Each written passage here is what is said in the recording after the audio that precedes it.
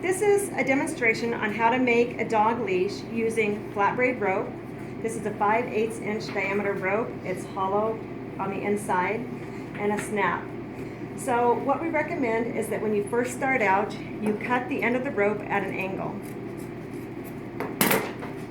And then I use just packing tape to tape the end of it. A lot of people in our office actually use masking tape, so it's just whatever your preference is.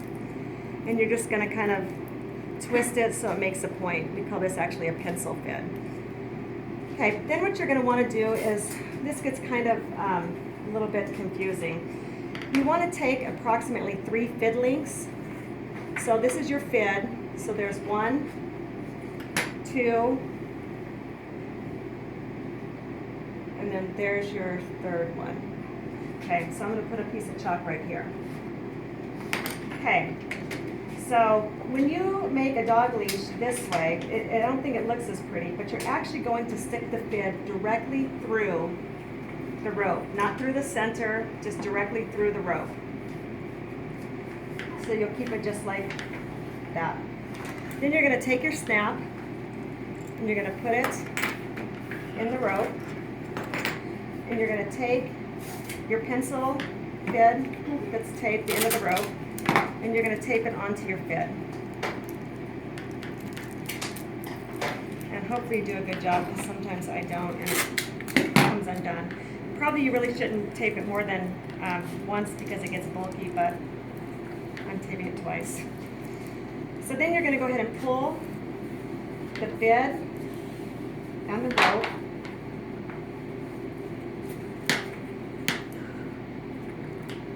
And it looks like I've caught some of the rope underneath here, so I'm just going to clip that. Basically what that means, when I stuck the fid in, I didn't go directly in between the strands. So you're going to splice that. So that is actually just directly through the rope itself. Then you're going to flip it over. Here's that little piece that I snagged. I'm just going to trim that.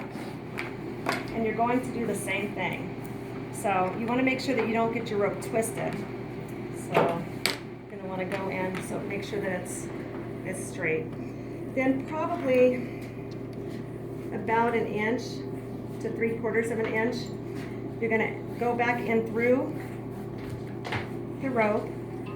See right there, I've kind of gone in between or through the strand. You want to try to make sure that you don't go on the strand itself, but in between it. So then you're going to pull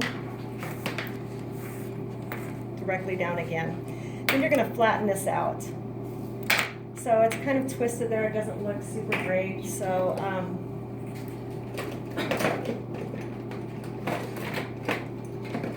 if you have a hammer, you might just kind of hammer it out. And that little fuzz there, you can just trim off later on. Okay, then you're going to flip it back over this way, the other side, and then about 3/4 of an inch to 1 inch down, you're going to stick your fid back through the center of the rope. So this is actually going in down through the rope itself. With some more rope.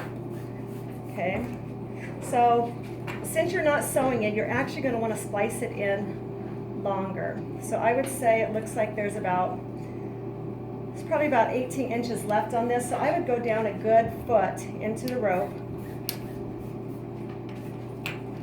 You're just going to milk the rope back over the fid.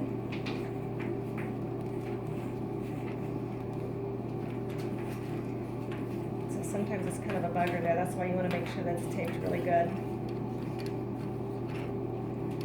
So I've gone in about a foot. I'm going to go ahead and go a little more since we've got some extra slack. I'll try to go about 18 inches.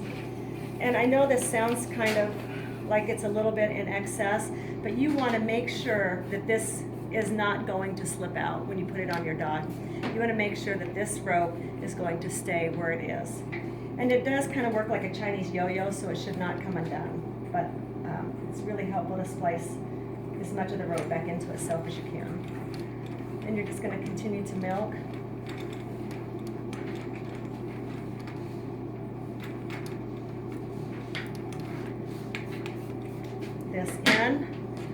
leave this taped on, and then I just pull the rope down, and that's just called milking the rope.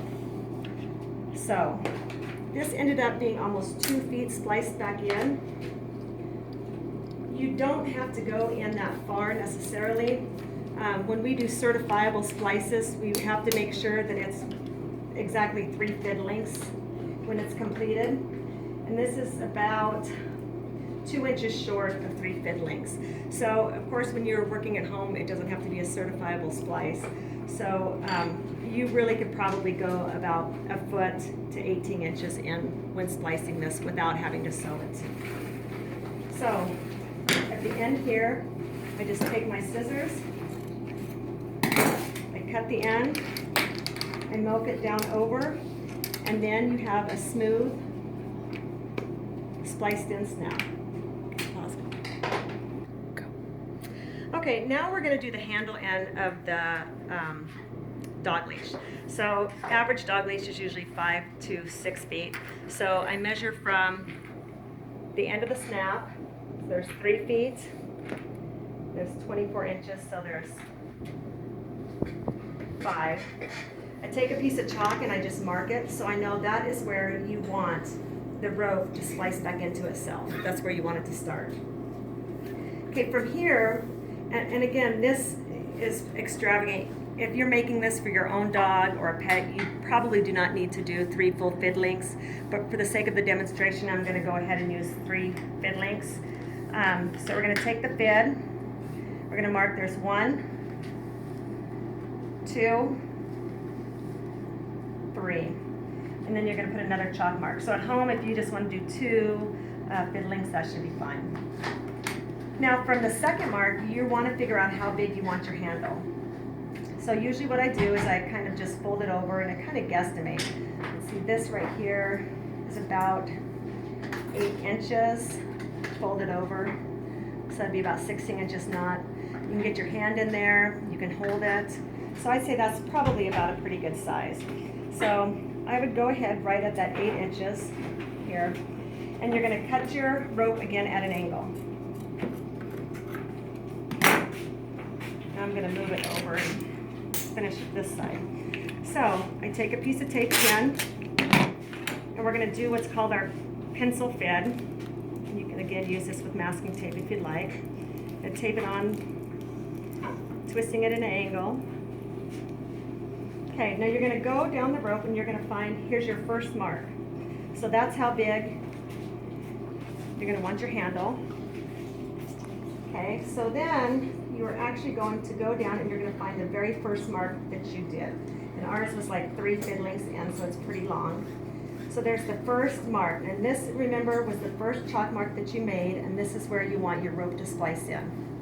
Okay, so again here, you're going to take your fid, and instead of going down the middle of the rope, you're going to go right through the center of the rope.